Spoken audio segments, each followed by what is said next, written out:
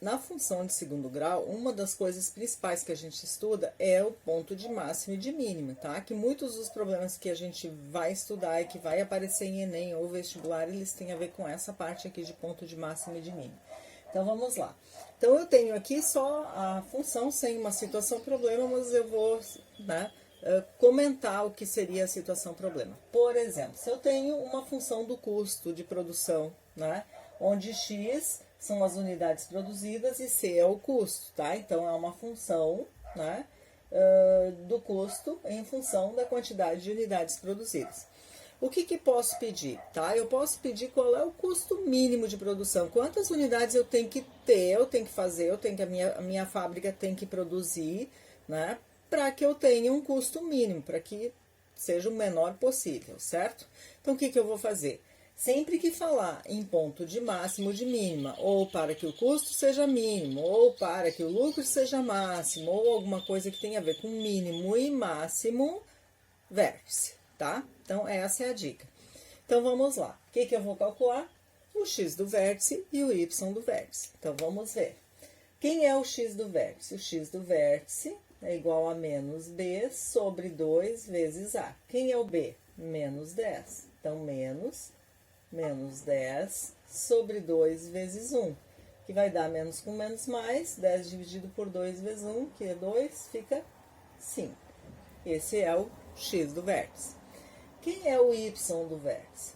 O y do vértice é menos delta sobre 4 vezes a. Quem é o delta? É b ao quadrado menos 4 vezes a vezes c, tá?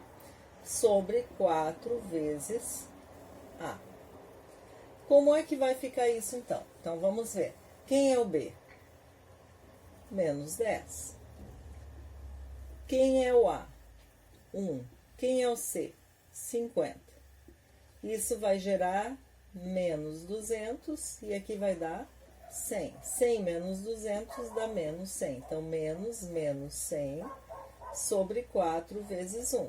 Então, o meu y do vértice vai dar 25, tá? Então, o que eu tenho? Se eu esboçar um gráfico, eu vou encontrar isso aqui, ó, tá? Aqui é o custo e aqui são as unidades produzidas, x unidades. O que eu tenho? Eu tenho que no momento em que eu tiver 5 unidades produzidas, tá? Eu vou ter um custo de 25. E aí, eu vou fazer o gráfico aqui, vocês vão observar isso aqui, ó. Esse ponto onde ele corta o eixo y é o ponto onde é 50, tá? Então, o que acontece? O custo vem vindo, nasceu em 50, tá? E aí começou a baixar. Aqui o maior aproveitamento que eu tenho, né? Daquilo que eu busquei, que eu contratei, que custo para que gerasse um custo menor, é quando eu produzo 5 unidades, tá? Partiu de 5 unidades, aumentou 6, 7, 8, 9, já começou o aumento dessas unidades, tá? Para fazer assim uma ideia, como é que ele baixa e depois levanta, tá? Então, por exemplo, assim, ó, se eu ligar o motor de uma máquina, eu tenho um custo desse motor, certo?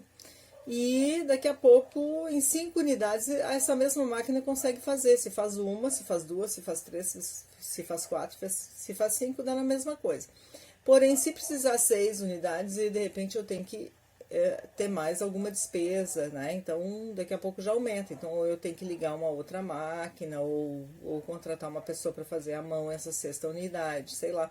Alguma coisa pode estar acontecendo, algum fator. Então, são N fatores que podem provocar isso. Mas existe um momento em que esse custo é mínimo. Então, uma empresa precisa saber em que momento esse custo é mínimo, para quantas unidades, para ela, então, fazer o seu planejamento em relação à produção, certo?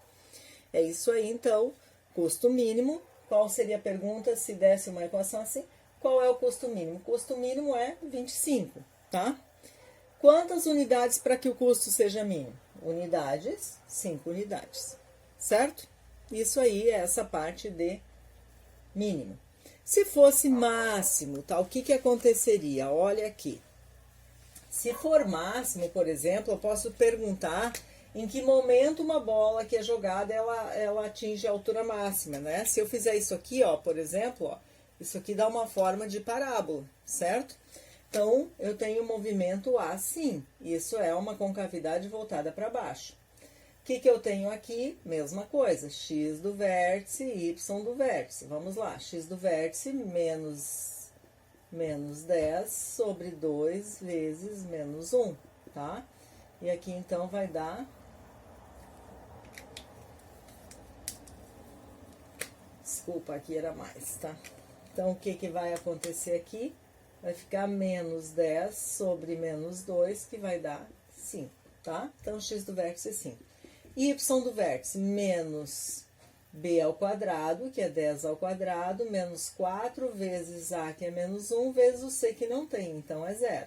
Então, isso aqui já vai dar 0, ó, certo? Então, já vou apagar. O que vai ficar? 10 ao quadrado. Quanto é 10 ao quadrado? 100. Então, o delta vai ser 100. Sobre 4 vezes o a, que é menos 1. Isso vai dar 100 dividido por 4, 25. Então, eu vou ter isso aqui, ó, no gráfico da altura, né, altura e x, que pode ser tempo. Então, o que vai acontecer? No ponto 0, né, a altura 0, quer dizer, ele saiu de baixo, é como se fosse uma bola de futebol sendo jogada, tá? Sobe e vai cair aqui na outra raiz, que é 10. O ponto aonde dá, né, depois de 5 segundos, de repente, ó, o que aconteceu? Ele chegou na sua altura máxima, que é 25 metros. Tá? Então, essa é a interpretação. O que eu tenho? Ah, qual é a altura máxima que essa bola atingiu? Ah, ela atingiu 25 metros, a altura máxima que ela chegou.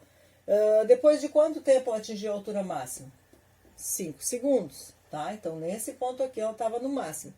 E se a pergunta fosse assim, ó, quanto tempo a bola permaneceu no ar? Ela permaneceu desde o ponto onde ela levou o chute, ficou no ar e foi até o 10º. Então, também são interpretações, assim, bem interessantes, tá? Então, nós temos o custo e nós temos a altura. Ponto de mínima, ponto de máxima, tá? É isso aí, pessoal. Então, agora é resolver problemas, né? E interpretar cada um, sabendo que falou em ponto de máxima, falou em ponto de mínima, vértice, tá? É isso aí. Tchau, tchau.